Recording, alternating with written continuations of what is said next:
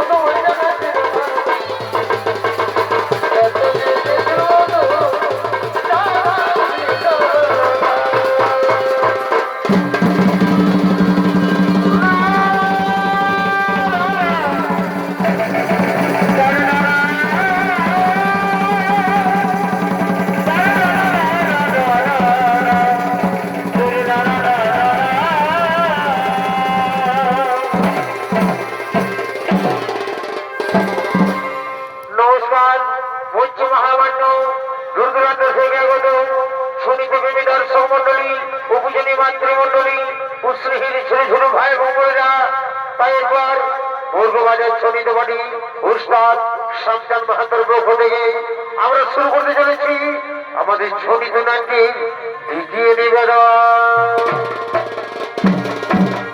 তাই আমরা যে পালাখানি মঞ্চস্থ করব সেই পালাখানি নাম রাখা হয়েছে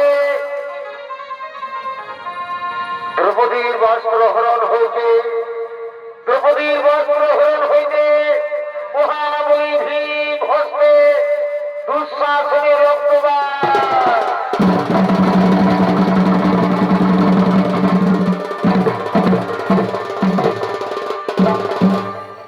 তাই এদিকে সেই হস্তিনাপুরীর সমস্ত রাজা প্রজা তারা সকলেই সেই হস্তিনাপুর সভার দিকে আগমন করছে।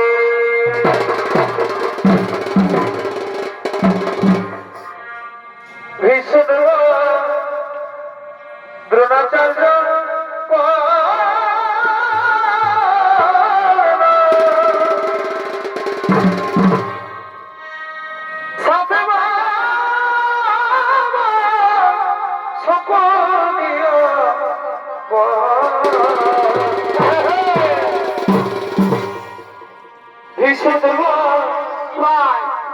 দ্রোণাচার্য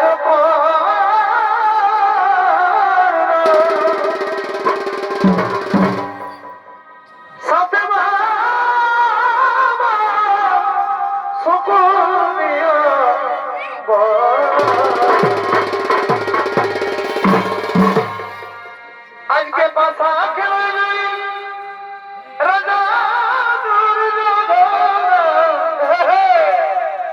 আজকে পাশা খেলে রাজা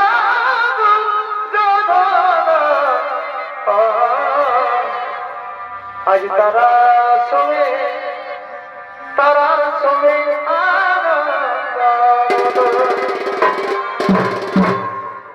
এ ভাই হস্তিনাপুর করে এ ভাই হস্তিনাপুর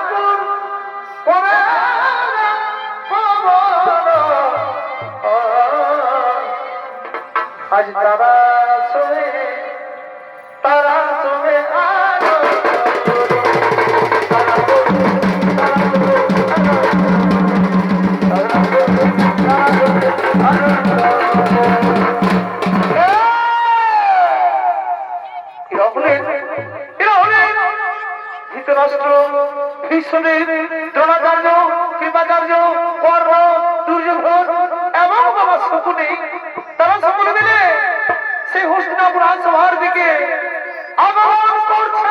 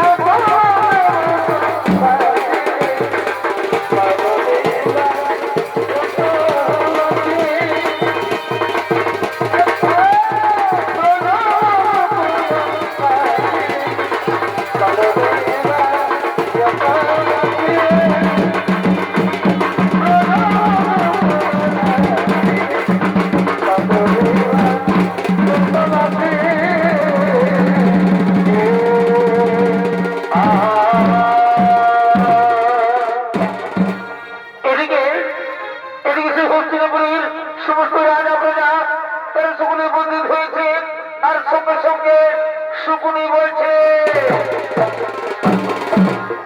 প্রিয় ভাগ্নে দুর্যোধন, যা ভাগ্নে, যা তুমি সেই পঞ্চপাণ্ডবদের, সেই পঞ্চপাণ্ডবদের তার সেই কর্ম করার জন্য এই রাজসভার মধ্যে রেখে নিয়েছো ভাগ্নে। বাহ, চমৎকার চমৎকার ঠিক বলেছেন বাবাশ্রী। তাই হবে, আমি এক্ষুনি সুপঞ্চপাণ্ডবদের দেখার ব্যবস্থা করছি। ওরে ভাই দুঃশাসন, তুমি যেখানে দেখো শীঘ্রই চলেছ এই রাজসভা।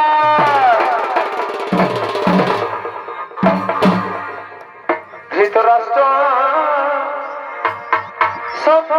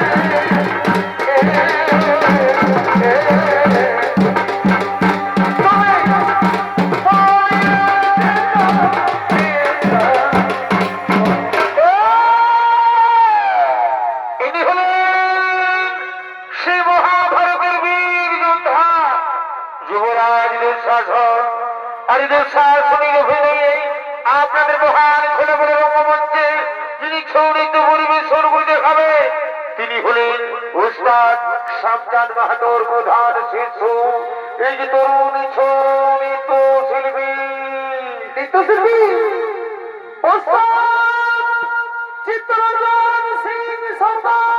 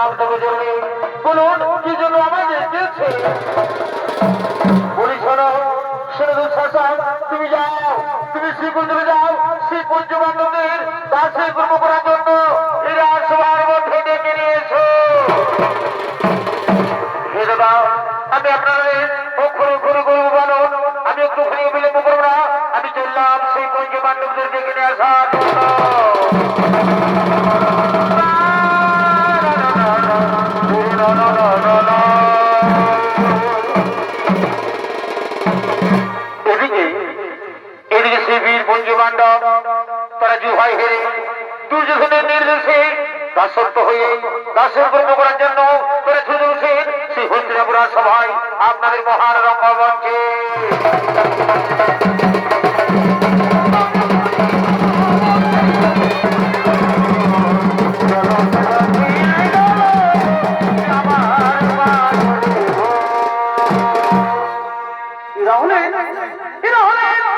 সেই মহাভারতের বীর পঞ্চপাণ্ডব তারা দুর্যোধনের নির্দেশে দাসের কর্ম করার জন্য সেই হস্তিনাপুর রাজসভার দিকে আগমন করছে।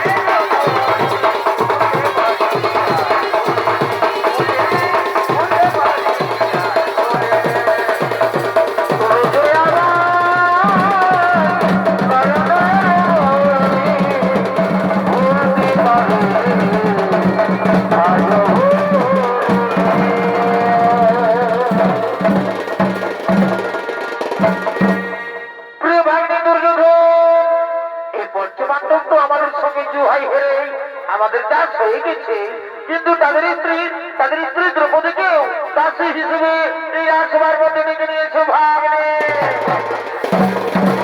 বাহ, চমৎকার চমৎকার মামাশ্রী, ঠিক বলেছেন মামাশ্রী, তাই হলো মামাশ্রী, তাই হবে। প্রতিকাবে তুমি শীঘ্র চলে সেই রাজসভা।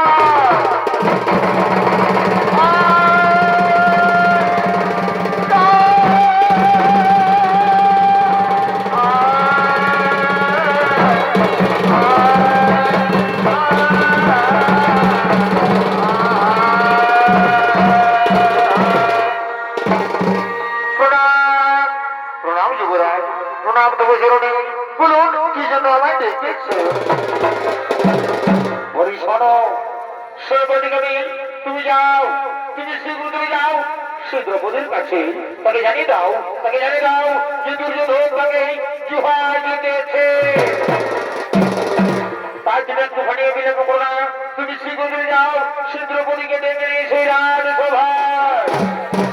হে যুবরাজ, তাই হবে যুবরাজ, আমি আপনার কথা মতোই আমি চললাম শীঘ্রপদীর কাছে।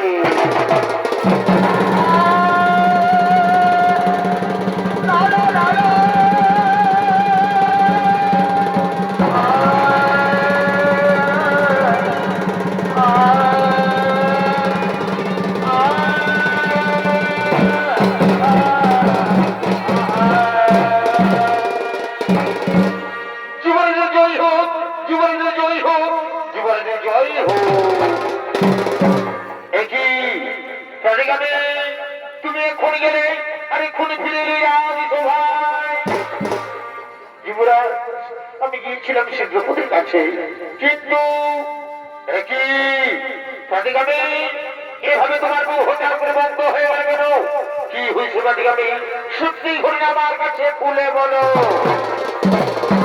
যুবরাজ, আমি গিয়েছিলাম শীঘ্রপদের কাছে, কিন্তু সে কোনো মতেই আসতে পেল না এই সভায়। আমি অনেক অনেক চেষ্টা করলাম, কিন্তু সে কোনো মতেই রাজি হলো না এই সভায় আসার জন্য। কি ওই দাসের এত বড় হোকার যে দুর্যোধনের কথা জানতে গেল না?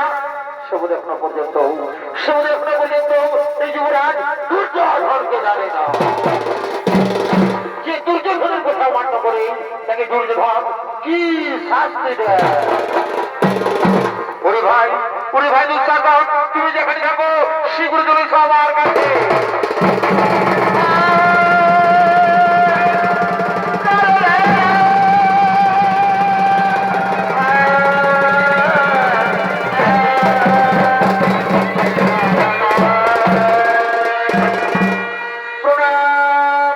প্রণাম দাদা, প্রণাম তবে জরুরি। বলুন কি জন্য আমাকে আবার ডেকেছে? হ্যাঁ, হে দুঃশাসন, তোমাকে আমি আবার ডেকেছি। তুমি কি জানো, তুমি কি জানো দুঃশাসন, শীঘ্রপদী আগে আমার কথাতে আসতে চাই না এই সভায়। আমি তার জন্য তোমাকে ডেকেছি দুঃশাসন, আমি তার জন্য তোমাকে ডেকেছি। শোনো দুঃশাসন, তুমি যাও, তুমি যাও ভাই, যাও তুমি নিজে গিয়ে, যাও তুমি নিজে গিয়ে ওই অহংকারী নারীর ওই দ্রৌপদীর চুলে চুলে টানতে টানতে নিয়ে সেই সভায় তাকে জানিয়ে দাও, তাকে জানিয়ে দাও যে দুর্যোধন তাকে জুহার দিতেছে।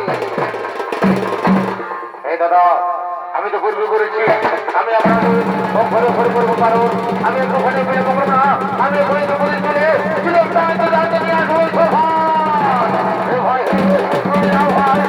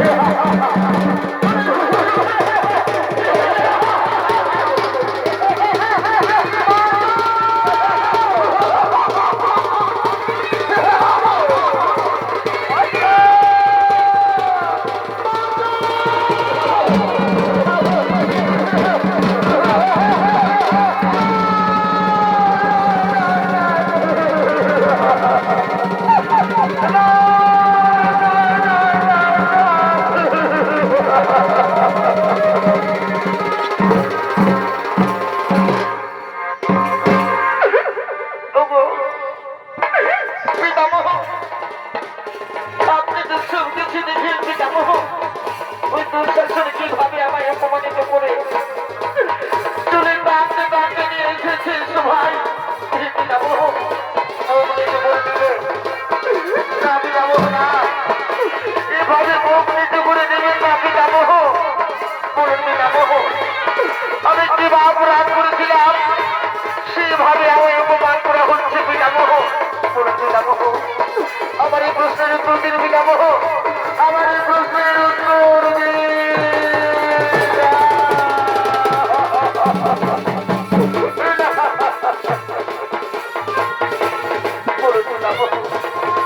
আমার এই প্রশ্নের উত্তর দিন পিতামহ, আমার এই প্রশ্নের উত্তর দিন।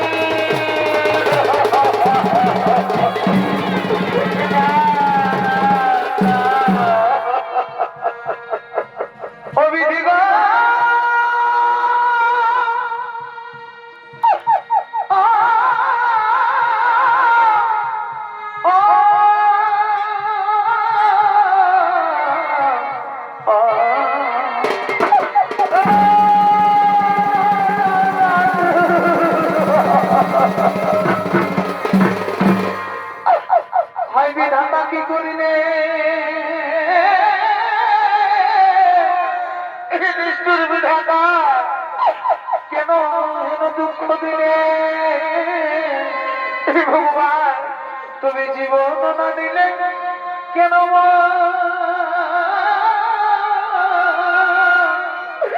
ঠাকুর আমি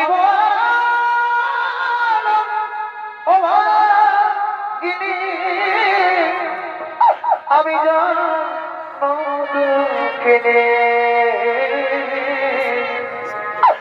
তুমি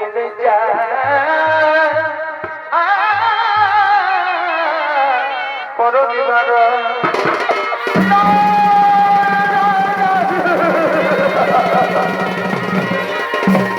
পারি না, আমি যন্ত্রণা সহ্য করতে আমি আর পারি না, আমি অপমান সহ্য করতে আমি যে আর পারি না।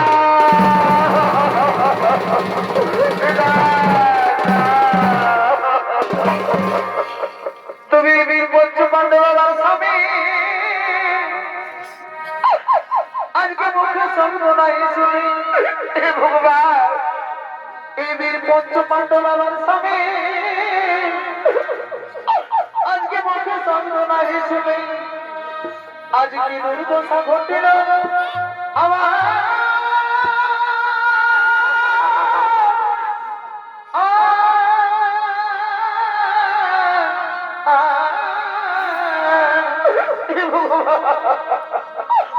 তুমি আজকাল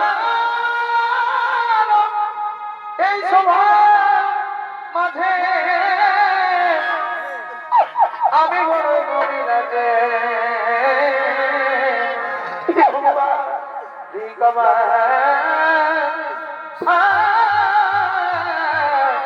এই পঞ্চ স্বামী গণে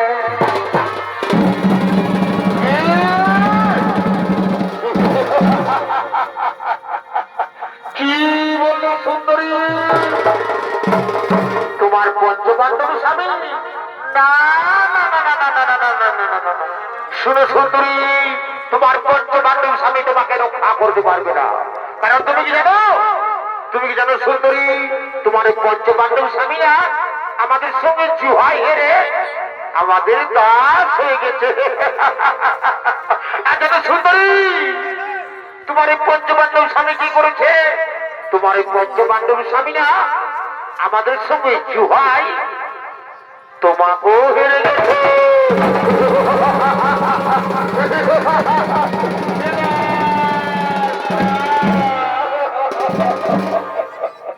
তুমি কোন সবার মাঝারে হে ভগবান, আমার প্রেমে প্রশ্ন ধরে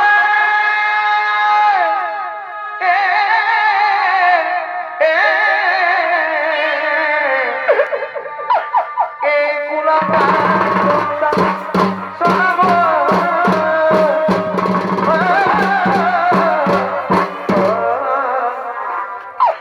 রক্ষা করো প্রভু মনে রক্ষা করো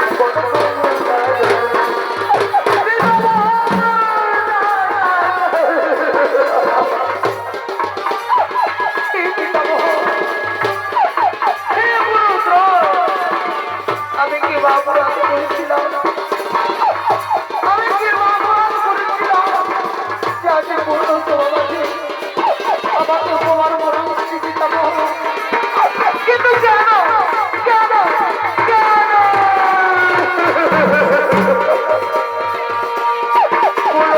তোমার মাঝে আমায় কেন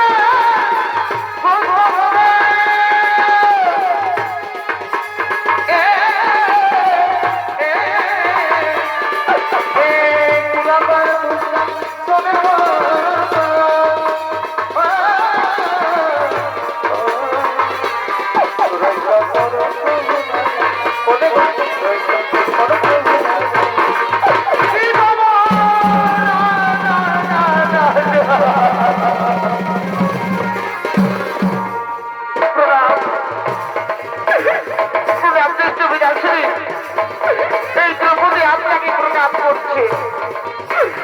আজ আপনি তো বড় ভাগ্যবান, কারণ আজ আপনি দৃষ্টিহীন জন্মেছে।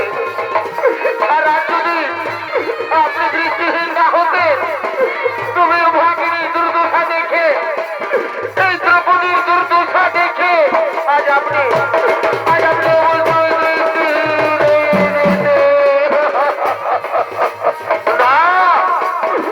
পুত্রী না, তুমি আমাকে ভাবে বলো না জানো পুত্রী, কারণ এই দুর্যোধন বাসা খেলার সময় আমাকে কিছুই বলেনি, এবং এই যুবকটিও বাসা খেলার সময় আমাকে কিছুই বলেনি।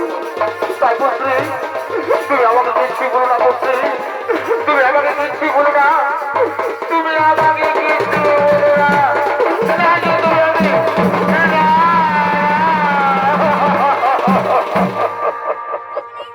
আমি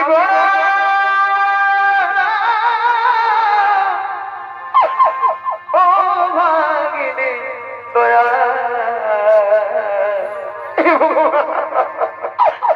আমার দুঃখের সীমানা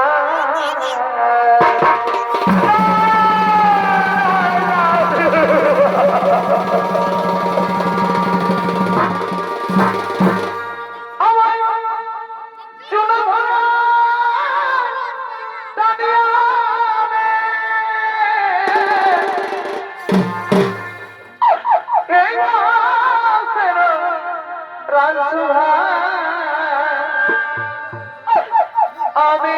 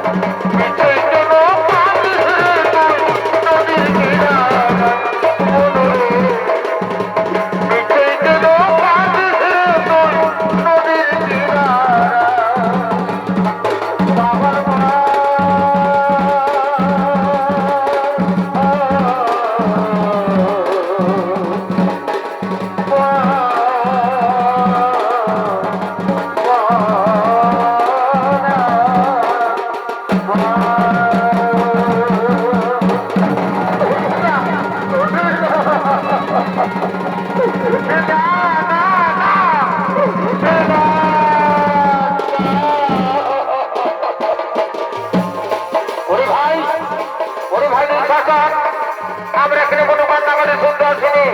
তুমি যাও এই দ্রৌপদীর বস্ত্র টেনে তাকে নীল বস্ত্র পরে এই সভাবাদী উলঙ্গ করে দাও।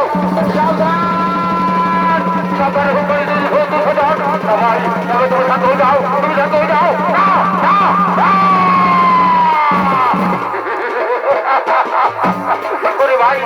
করে ভাই দুঃসাধন, তুমি ওদিকে দেখো, ওদিকে দেখো ওই পঞ্চপাণ্ডবজি ভাই ধরে তারা কিভাবে ছটপট ছটপট ছটপট করছে। সাবধান হুঙ্কারি কিন্তু দুঃসাধন, আমি তোমাদের বারবার করে সাবধান করে দিচ্ছি, এই সতীর গায়ে হাত দেবে না, তোমার হাত আমি ভেঙে দেবো। ছোট মুখে বড় কথা, আর বলে কিনা হাত ভেঙে দেবে। এই দুর্যোধনের আর এই দুঃশাসনে তুমি হাত ভাঙবেই, তোমার বাহুদেবী খুব বলছে, তাই না? আর কি বলছো সতী, তোমাদের স্ত্রী তোমরা সতী বলছো? না না না না না না না না না, তুমি এখনো পর্যন্ত কিচ্ছু জানো না। শোনো ভীম, সতী কাকে বলে তা বোধ তোমরা জানো না। যে নারী 5 পাত্রের স্ত্রী হয়ে থাকে সেই নারীকে কোনোদিন সতী বলে যায় না। তাই কি বলে জানো? তাকে চরিত্রহীনা নারী বলে।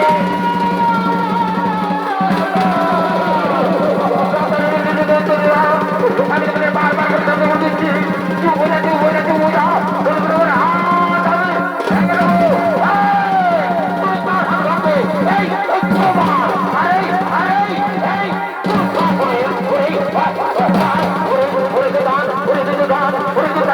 আমি তোমাদের বলে দিচ্ছি, আমার এই দাদা দিয়ে আমাকে একটু আদেশ করে নাও।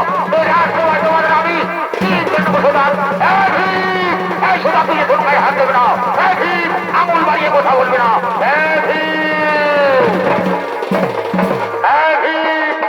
তুমি কিভাবে ঝটপট করছো? তুমি কি জানো না যে তোমরা আমাদের সঙ্গে দুভাই হেরে গেছো? তাই তেমনি ভাবে দুভাই হেরেছো, তেমনি ভাবে দাসের মতো নিজের জায়গায় বসে যাও। শয়তান আর আমাকে বোধা দেখাই, এই দুর্যোধনকে বোধা। যা বলছি যাও, বসে যাও, যাও যাও, সাবধান দুর্যোধন। তুমি কি ভাবে ঝটপট করছো?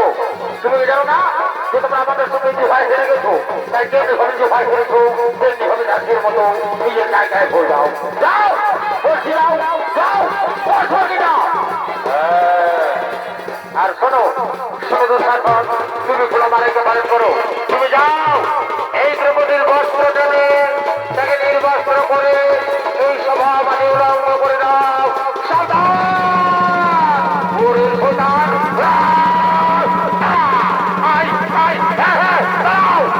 তুমি আমার গায়ে হাত দেবে, আমি তোমার ছাড়বো না।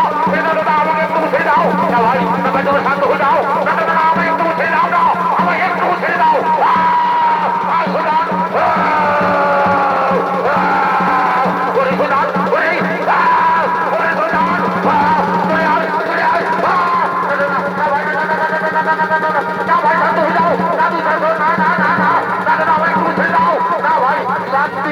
শান্তি শান্তি, আমি তোমাকে জানি দুঃশাসন। না ভাই, না না না ভাই, আমি তোমাকে জানি ভাই। আমি যদি তোমাকে একটু আদেশ করি না, তুমি পঞ্চপাণ্ডবদের কাউকে ছাড়বে না। তাই তো বলি ভাই, তুমি এই হস্তিনাপুরের বীর যোদ্ধা যুবরাজ দুঃশাসন। তাই শোনো আমার যোদ্ধা ভাই, তুমি পঞ্চপাণ্ডবের দিকে না তাকিয়ে তুমি এখন আমার একটা পালন করো। তুমি যাও এই দ্রৌপদীর বস্ত্র টেনে তাকে নির্বস্ত্র করে এই সভা মাঝে উলঙ্গ করে দাও। দেখি আমি তাকে জিহাই দেখি, তাকে সভা মাঝে নগ্ন কেউ লাগে। তাকে উলঙ্গ করে দাও দুঃশাসন, তাকে উলঙ্গ করে দাও।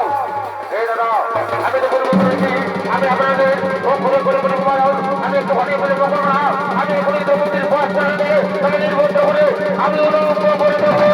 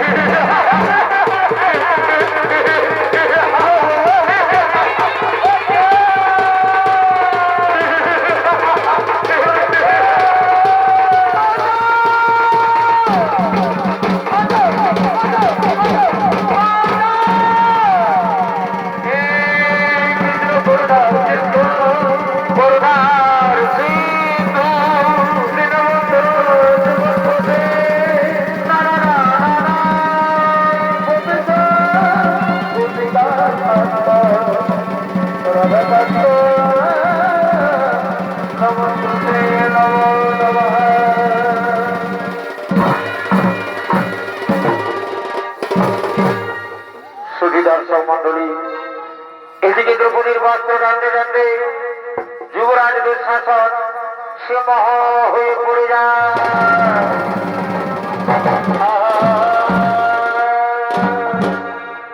কারণ সত্যযুগের দিন গর্গমণি গঙ্গা জলে স্নান করছিল। এমন সময় শ্রী গর্গমণি গঙ্গা জলে স্নান করতে করতে তার গায়ের বস্ত্র জলের মধ্যে ভেসে যায়। সেই সময় গর্গমণি সেই জলের মধ্যে উলঙ্গ অবস্থায় দাঁড়িয়ে রয়েছিলেন।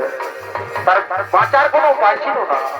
সে লজ্জায় সে অপমানে কিছুতে জলের থেকে উঠতে পারেনি, কিন্তু ভগবানের লীলা। এমন সময় সেখানে দ্রৌপদী উপস্থিত হয়। সেখানে দ্রৌপদী পৌঁছে দেখতে পাই যে গর্গমণি জলের মধ্যে উলঙ্গ অবস্থায় দাঁড়িয়ে রয়েছে। সেই সময় দ্রৌপদী নিজে তার একখানা বস্ত্র দিয়ে সেই গর্গমণিকে জলের থেকে উদ্ধার করেছিলেন। সেই সময় গর্গমণি এই দ্রৌপদীকে প্রাণ ভরে আশীর্বাদ দিয়েছিলেন। তার শুনে দর্শক মন্ডলী, তাই সেই গর্গমণির আশীর্বাদে আর সে নারায়ণ এসে আর সে কৃষ্ণ ভগবান এসে দ্রৌপদীকে বস্ত্র দিয়ে তার লজ্জা নিবারণ করেছে। ও নারায়ণ বাসুদেবায় নমঃ।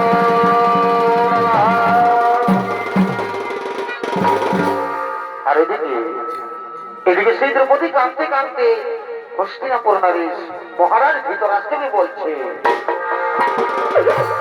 হস্তিনাপুর নারীশ, আপনার সবার মাঝে এক নারীর উপমান করা হয়েছে, যে নারী আদি কখনো কোনোদিনও ওই সূর্যের প্রকাশ পর্যন্ত দেখেনি। সেই নারী আদি নিজের ঘরে নিজের রাজসভায় পিতামহ গুরুগ্রাম কুলগুরু প্রেমানন্দে থাকার পরেও আমার এই বস্ত্র পুরাণ চেষ্টা করেছে। তা ঠিক নয়। আমি ঘৃণা করি এই সভাকে, আমি ঘৃণা করি। জীবনা আজ আমি অসহায় নারী হয়ে এই সভা মাঝে আমি প্রতিজ্ঞা করছি, আর এই প্রতিজ্ঞা করছি যার থেকে যতদিন পর্যন্ত এই দুর্গপুর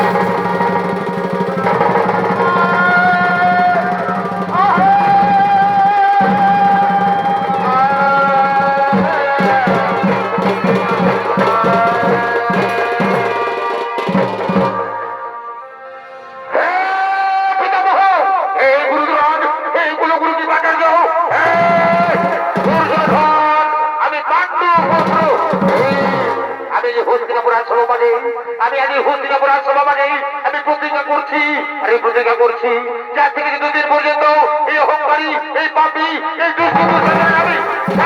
রক্তপাত না করতে পারি, ততদিন পর্যন্ত আমি আমার পূর্বপুরুষের আমি কোনোদিন মুখ দেখাবো না।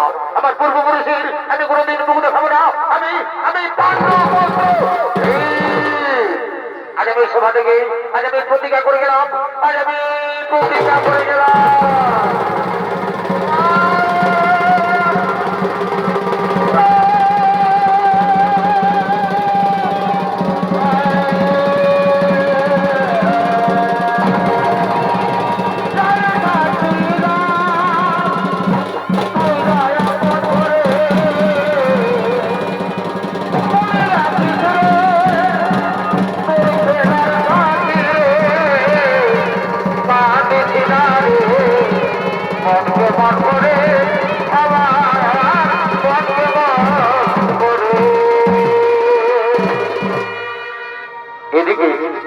এদিকে শ্রীবীর পঞ্চপাণ্ডব তারা দুর্যোধনের নির্দেশে 1 বছরের কালবাস এবং 12 বছর বনবাসে চলে যায় এবং তাদের কালবাস এবং বনবাস পূরণ হয়ে যায়।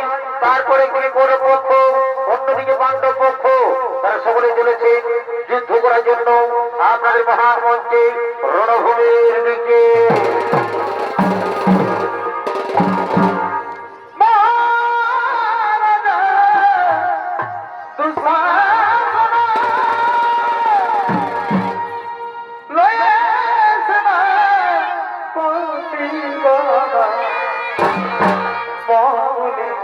ভীমের সাথে করে গানে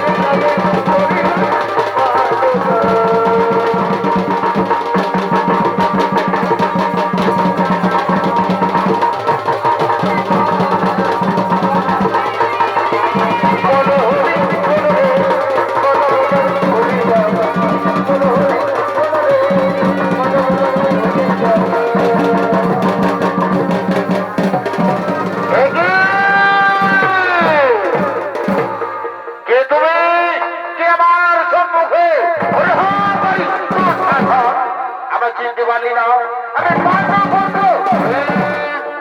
ও কি ভীম আচ্ছা ওরে ভীম আমি রণভূমিতে না তোমাকে এদিকে ওদিকে খুঁজে বেড়াচ্ছিলাম আমি অন্য ভেবেছিলাম যে তুমি রণভূমি ছেড়ে তুমি আমার ভয়ে তোমাদের দ্রৌপদীর আঁচলের মধ্যে তুমি লুকিয়ে রয়েছো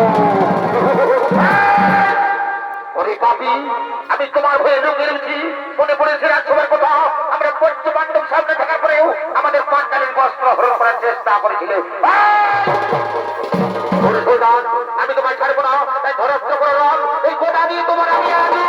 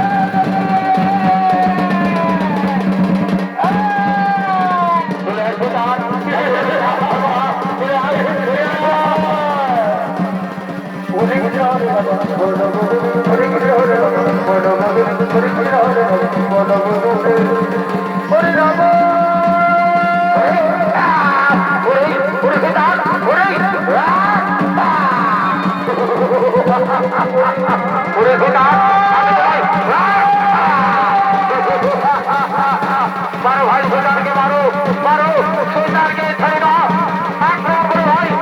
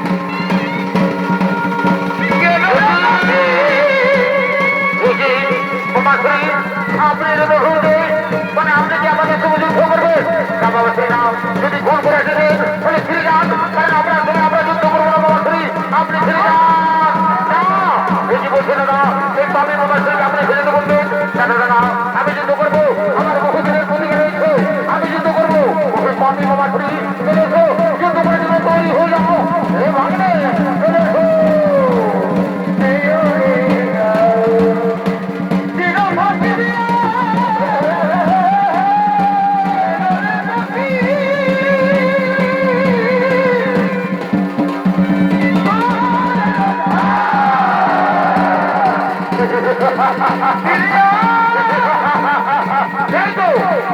আমার সমস্ত থাকে এক এক করে পরিচয় করে দিয়েছি একমাত্র বাবা সকলকে আমি যুদ্ধ পরাস্ত করেছি কিন্তু কোথায় কোথায় রকম ঘাতক চলে আয় যুদ্ধ করে দেবো তৈরি হয়ে যাও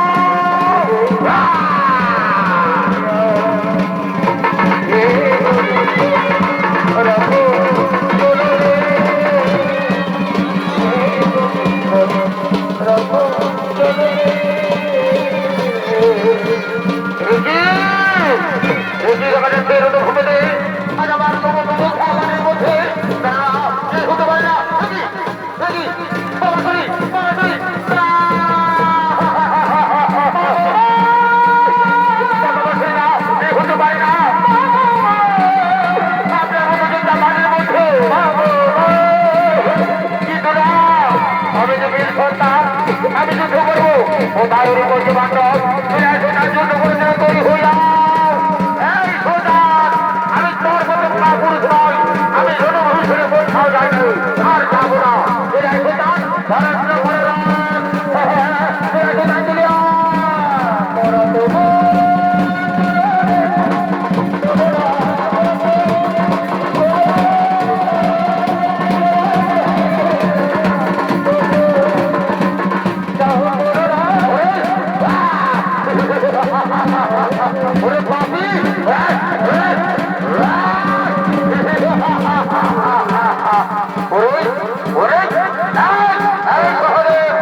আমি তোমার সঙ্গে যুদ্ধ করবো না তুমি আমার গায়ে হাত দেবে না আর শোনো আমি তোমার সঙ্গে যুদ্ধ করবো না তোমার দাদা ভীমকে পাঠিয়ে দাও এই সোজান আমি এখানে বিজয় সোজান পরাস্ত করে দাও বিজয় সোজান করে দাও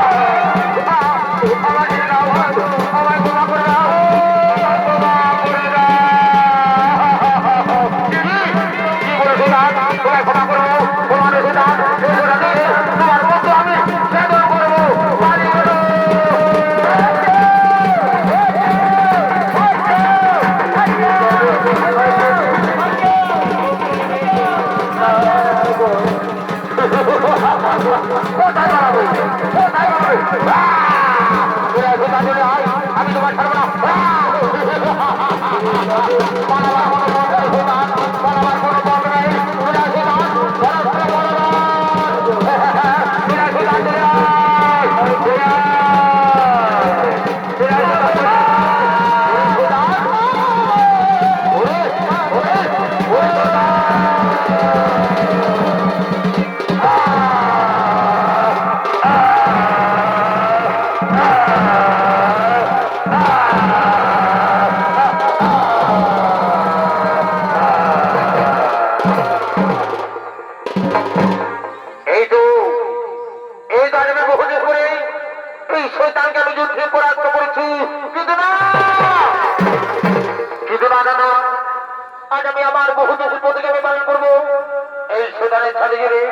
আমি রক্ত পান করবো আমি তোমায় ছাড়বো না এই নাও ওরে পাপি ওরে হোক ভাই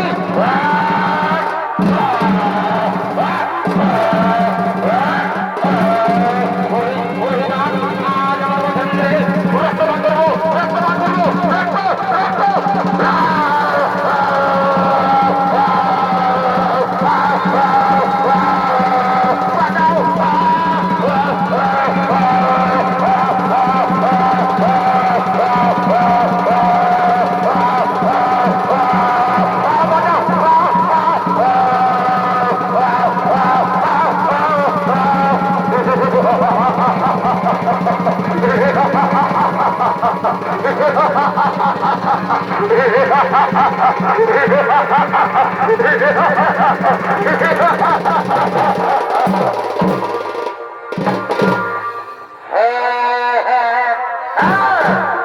এই তো এই কাজের বহুদিন পরে আজ আমি আমার প্রতিযোগী পালন করেছি। এই সময় আমি রক্ত পান করেছি, কিন্তু না আমার একটি প্রতিজ্ঞা রয়েছে, সেই প্রতিজ্ঞা হলো আমাদের পাঁচতালি। আমাদের দ্রৌপদী সেই রাজসভায় প্রতিজ্ঞা করেছিল কিন্তু দুঃশাসনে রক্ত দিয়ে তার কে ধৌত করবে, কিন্তু না আমি একটুখানি বিলম্ব করবো না। এই সময় ছেড়ে দিয়ে আমি রক্ত হয়ে যাবো আমাদের দ্রৌপদীকে ধৌত করার জন্য।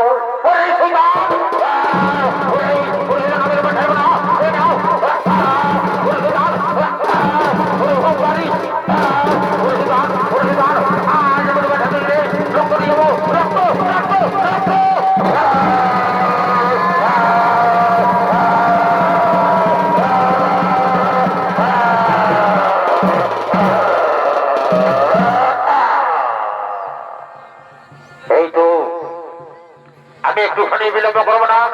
এই রক্ত নিয়ে যাবো আমাদের দ্রৌপদীকে ধৌত করার জন্য। আমি শীঘ্রই যাবো আমাদের পাঞ্জালের কাছে। এই রক্ত নিয়ে আমি শীঘ্রই যাবো আমাদের দ্রৌপদীর কাছে। জয় রাধে রাধে কৃষ্ণ কৃষ্ণ গোবিন্দ গোবিন্দ রাধে জয় রাধে গোবিন্দ রাধে গোবিন্দে নামটি প্রেমানন্দে তাই গৌর হরি হরি বদনে লইয়া জয় রাধে গোবিন্দ রাধে গোবিন্দে নামটি হরি বল বদনে লইয়া নয়ন দৃশ্যন ভাষণে জয় রাধে রাধে